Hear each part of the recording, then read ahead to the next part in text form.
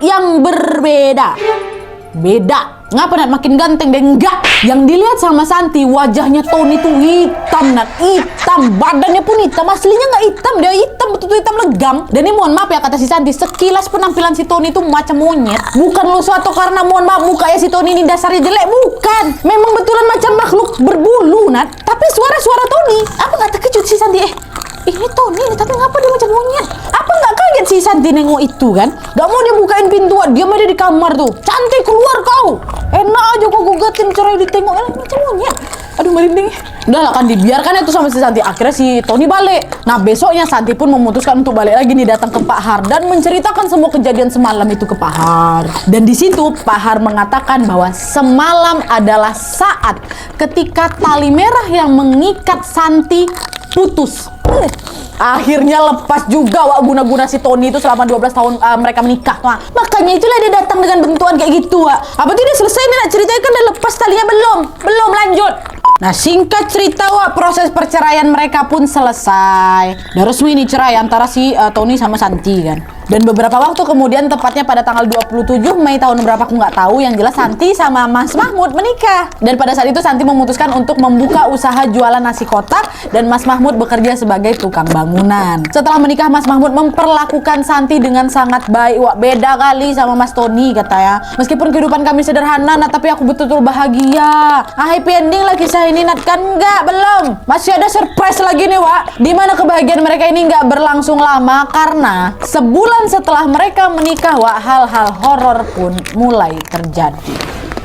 Dan teror horor yang mereka alami bermula pada suatu malam sekitar jam 2 pagi lah gitu Nat. Nah Santi ini tiba-tiba terbangun dari tidurnya Wak. Dan kalian tahu waktu si Santi ini terbangun, dia macam nggak bisa napas gitu loh Wak. Nggak bisa napas, nggak bisa ngomong, sampai terbungku-bungku itu aku Nat. Tapi tetap kayak nggak bisa bernapas aku, macam dicekek gitu rasanya. Dan pada saat itu juga Santi merasa ada sesosok makhluk tinggi hitam yang sedang mengawasinya. Sekuat tenaga aku coba buat membangunkan suami aku Nat. Untungnya terbangun. Dan pada saat Mas Mahmud ini bangun, kaget dewa ngelihat si Santi, badannya udah kaku, kejang-kejang. Nah di tengah kepanikan ini Mas Mahmud pun coba bacain doa, bacain selawat, bacain surat-surat pendek ya kan. Dan alhamdulillah di situ akhirnya Santi ini pun sadar kembali dan dia menangis sejadi-jadinya. Mas kenapa kayak gini? Aku nggak pernah ngerasain kayak gini. Ada apa nih Mas? Udah kok tenang deh baca doa, istighfar. Dan setelah kejadian itu setiap hari Santi ini kerasukan. Setiap hari. Bayangin aja Wak, tiap hari si Santi ini kerasukan. Nggak peduli mau siang mau malam kerasukan aku Nat. Dan jin yang merasuki Santi ini pun macam-macam bentuknya Wak. Kalau misalnya dia lagi kejang-kejang badan kaku, berarti lagi kerasukan pocong aku tuh. Tuh nanti kalau leher aku tiba-tiba bergerak meliuk-liuk, berarti lagi kerasukan ular aku tuh. Nanti kalau tiba-tiba aku menari Nat, apa sih itu kerasukan siapa? Penari lah. Nanti kalau aku tertawa cekekean, aku ngeram, aku kerasukan nenek tua aku Nat. Kayak gitu lah macam-macam Wak. Nah kenapa kok si Santi ini bisa tahu apa yang ngerasukin dia Nat? Nah karena kata Santi Wak, pas lagi mau kerasukan itu Santi ini dalam kondisi sadar betul. Dia sadar sepenuhnya tapi nggak bisa ngontrol badannya. Dia nggak bisa ngapa-ngapain Wak, tapi dia lihat sosok yang tadi aku bilang Wak. Dan sosok itulah akhirnya menguasai tubuhnya Santi. Santi bisa merasakan bagaimana sosok itu menggerakkan tangannya, menggerakkan lehernya, badannya dan lain-lain. Kayak gitu terus Wak tiap hari.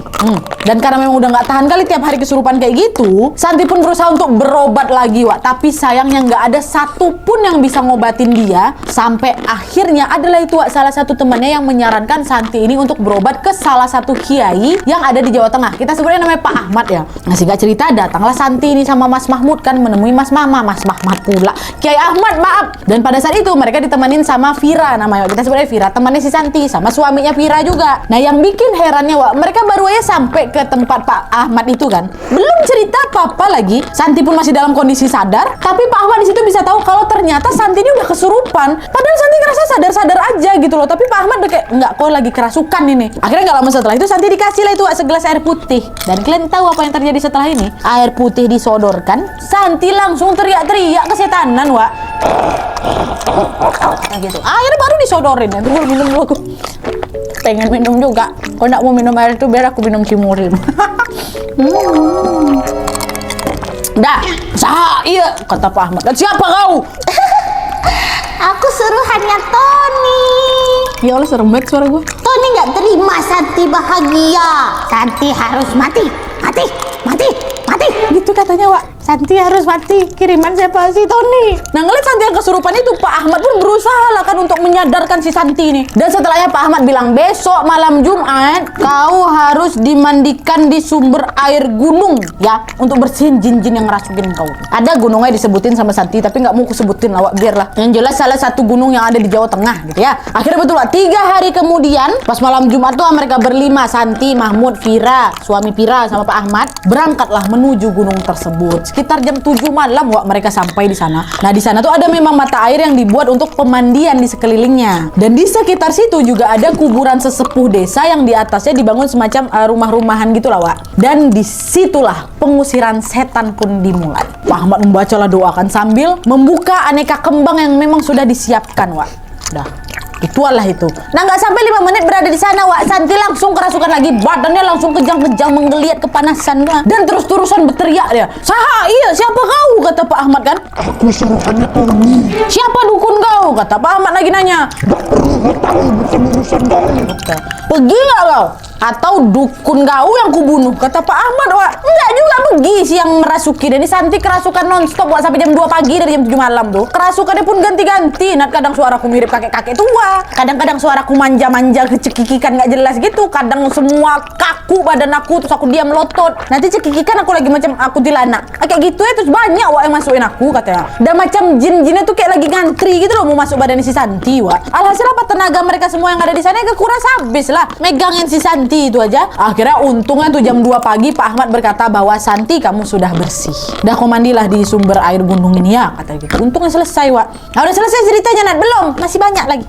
Masih banyak rangkaian teror yang Santi alami setelah ini wak ternyata. Dimana kalian tahu wak, cuma selang 2 hari aja sejak mandi di gunung tadi Santi kerasukan lagi. Saking udah nggak tahannya aku sama semua ini Nat, Santi ini pun minta ke suaminya untuk pulang lagi wak ke Jawa Timur tempat si Tony. Kenapa? Karena yang ada di pikirannya Santi pada saat itu, ilmu hitam dari Jawa Tengah ini pasti kalah dengan ilmu hitam yang ada di Jawa Timur gitu pula. Tapi itu pula kata si Santi wak, makanya itulah dia pengen berobatnya ya udah di sana aja gitu. Udah singkat cerita mereka pun balik lagi lah nih ke Jawa Timur. Dan di sana Santi dibawalah ke salah satu kenalannya Mas Mahmud namanya Bobby. Bobby ini masih muda wak, usia 26 tahun. Tapi dia udah terbiasa gitu lah wak, mengobati orang kesurupan, ngeluarin susu, ngobatin santet, bahkan juga bisa ngirim santet kata siapa? Kata Santi. Dan meskipun usianya masih muda nih Nat ya, pada saat itu Mahmud memanggilnya dengan sebutan Mbah Bobby. Mana? Pas ketemu Mahmud bilang kan, "Bah, tolongi bojoku. Tolong yang Mbah, kasihan, Mbah," kata dia kan. Dan tanpa banyak bicara, Mbah Bobby ini pun langsung nyuruh, "Ayo Mbak Santi tolong duduk bersila di depan saya." Nah, duduklah bersila siapa dicinta kan? Santi. Nah, setelah itu kening kepala telapak tangannya diolesi sama minyak, wak. Setelah itu Mas Bobby baca doa lah. Nah, waktu Mas Bobby baca doa ini, wak, badan Santi langsung panas. Ngeram-ngeram aku Nat macam harimau. Nah, kata Santi waktu aku diobati sama Bobby ini aku nggak sadar Nat. Betul-betul nggak sadar. Beda kan sama kesurupan-kesurupan yang biasanya. Biasanya kan kalau dia kesurupan dia sadar nih, masih sadar, yang gerakin bukan aku gitu. Tapi dia sadar. Tapi ini enggak. Kali ini waktu sama Mas Bobby, kali ini aku lihat cuma hitam Nat. Dan yang bisa aku rasakan macam ada yang ditarik keluar gitu loh dari tubuh aku. Kerasa kali. Ibarat itu mirip kita lagi pakai sweater, terus sweaternya kita lepas, wak. Keluar ke tangan, keluar kepala. Kayak gitulah rasanya, betul-betul kayak plong gitu. Dan diobatin tuh sama Mas Bobby sampai akhirnya Santi pun sadar. Dan pada saat Santi sadar, Bob pun langsung berkata, "Memang betul, jin-jin yang merasuki kamu adalah kiriman dari mantan suami kamu Tony." Tapi untungnya semua jin itu udah berhasil ditarik keluar sama Mas Bobby. Dan setelah berobat ke Mbah Bobby tadi, Santi pun merasa kondisinya mulai membaik, wak. Dan setelah itu Santi sama Mas Mahmud pun memutuskan untuk balik lagi ke Jawa Tengah. Nah, tapi pada bulan Oktober lagi-lagi Santi merasa ada yang aneh lagi sama tubuhnya, wak. Dia ngerasain lagi nih tanda-tanda mau kerusupan. Saat itu Mas Mahmud lagi ada di sebelahnya kan. Pas udah ngerasain, oh mau kesurupan lagi, aku nih mau kesurupan lagi nih. Untungnya dia masih mampu menggenggam tangan suami di sebelahnya tuh, wak. "Mas, rasa lagi, Mas. Terasa lagi nih." Dan kalian tahu habis itu apa? Kejang-kejang lagi si Santi itu. Kesurupan lagi. Dan waktu kesurupan itu, wak, jin dalam tubuhnya si Santi itu ngomong gini, "Aku suruhannya Tony. Tony si laki-laki. ngomong jorok dia. Si laki.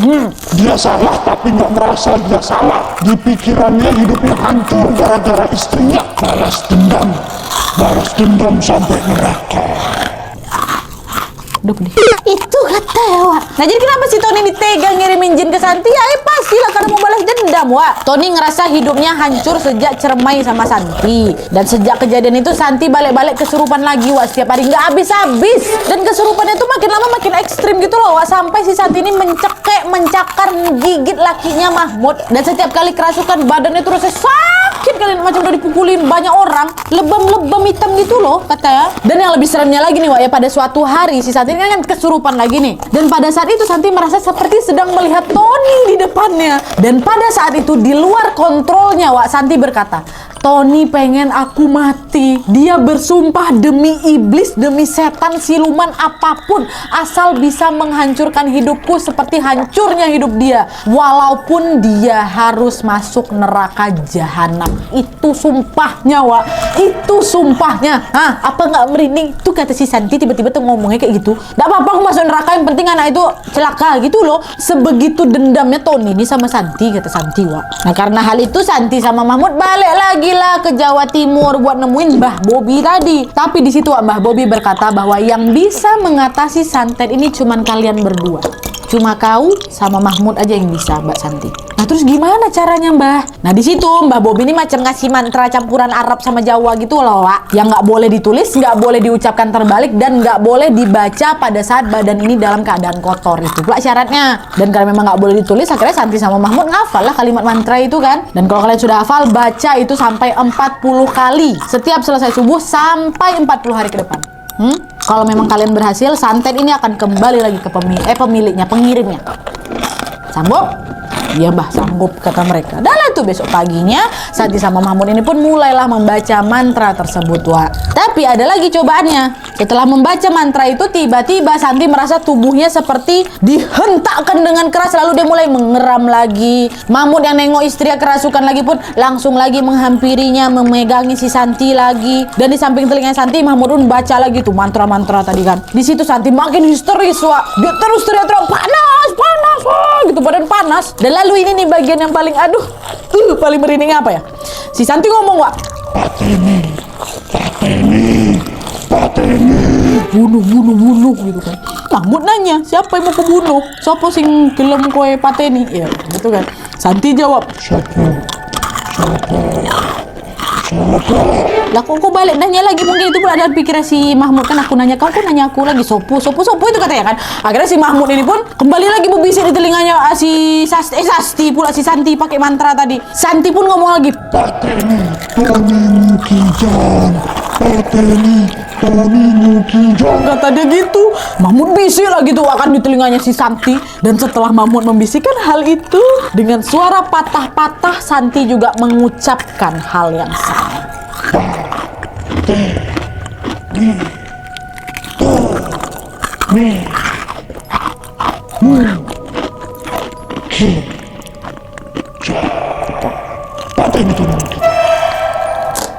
Pateni, Tony Mukijan. Ya, kata dia, aku mengucapkan hal itu berulang-ulang kali, Nat. Dari awal yang suaranya lirih, lama-lama jadi suara teriakan, Pateni, Tony Mukijan. Gue loh, kok jadi Tony Mukijan kan? Dan sambil tetap teriak-teriak, Wak, Santi tiba-tiba bangkit berdiri, dicekek si Mahmud. Pateni, Tony Mukijan. Malah si Mahmud yang kok cekek, macam mana nih? Tapi yang jelas waktu itu Mahmud berusaha untuk melepaskan cekikannya si Santi. Dan akhirnya sekitar jam 5:30 pagi, Santi pun baru sadar. Wah, ya Allah. Dan kejadian ini yang barusan aku bilang itu nggak cuma sehari itu aja terjadi, Wak. Kejadian itu terus berulang setiap harinya. Itu lagi, macam kayak gitu lagi. Tapi meskipun masih tetap kesurupan dan berkali-kali juga Mahmud dicekek sama si Santi kan, mereka tetap nggak nyerah berdua nih, Wak. Mereka terus membaca mantra yang diberikan oleh Mbah Bobi tadi sampai genap 40 hari. Akhirnya setelah 40 hari berlalu, Santi pun udah nggak pernah kesurupan lagi. Sembuh, Wak. Betulan sembuh aku, Nan. Nggak pernah aku kesurupan lagi. Untung laki aku masih tahan sama aku nunggu 40 hari itu, Nana. Sembuh, Wak, beneran sembuh, kata si Santi. Akhirnya udah betul-betul bisa menjalankan kehidupan seperti normal. Dan pertanyaannya adalah, sampai saat ini Santi itu nggak tahu apakah santet itu betul-betul balik lagi ke Tony, karena mengingat kata-kata terakhir si Santi waktu kesurupan itu apa? Pateni, Tony Mukijan. Betul itu kan, Nat? Apa kabar dia si Tony ini? Wallahualam. Santi bilang aku udah gak peduli lagi sama dia, aku juga gak mau tahu sama dia. Yang penting bagi aku sekarang aku udah sembuh dan keluargaku baik-baik aja. Karena kan memang ada yang bilang kalau misalnya nggak sukses lah itu santet dikirim kan berbalik lagi ke orangnya kan bisa dapat karmanya juga gitu kan, bisa langsung dapat apa yang mau dia lakukan ya balik lagi ke kau gitu. Tapi wallahualam ya, karena Santi juga nggak mau tahu juga deh. Oke Wak, jadi itu tadi cerita tentang pengalaman horor yang super horor menurut aku yang dialami sama Santi. Sekarang Santi sama Mahmud udah hidup bahagia, alhamdulillahnya udah nggak ada lagi gangguan teror horor lagi dari si Tony, dan kabarnya sebentar lagi mereka akan dikaruniai anak, masya Allah. Ayo sama-sama kita doain semoga mereka selalu sehat dan bahagia ya. Makasih banyak ya Santi, dan untuk Tony serah kalian lah, aku nggak mau ngomong lah di sini, takut jahat jadinya kan. Semoga kau tobat aja lah Tony ya. Dan gimana menurut kalian cerita tadi? Wah, kalian bisa tolong komen di bawah apakah kalian juga pernah mengalami hal yang serupa, atau mungkin ada kerabat kalian, kawan kalian juga mengalami hal yang sama seperti Santi. Berbagi juga pengalaman kalian di kolom komentar di bawah. Dan juga kalian yang pengen berbagi kisah horor kalian bisa tolong kirimkan serapi mungkin, selengkap mungkin, seapa adanya aja ke email yang ada di bawah ini dengan subjek kisah hororku, sertakan juga nomor WhatsApp sama Instagram kalian supaya kami gampang hubungin kalian kalau misalnya kisah kalian di-up di video selanjutnya. Oke, jadi sekian dulu videonya. Terima kasih banyak sudah menonton. Kalau kalian suka video ini, klik like-nya, jangan lupa komen di bawah untuk ide dan saran-saran untuk video selanjutnya. Jangan lupa nyalain notifikasinya supaya kalian tahu kalau aku upload video baru. And as always, jangan lupa untuk klik tombol subscribe supaya kalian sama-sama tahu informasi menarik dan menegangkan dari channel aku. See you next video. Wah, bye.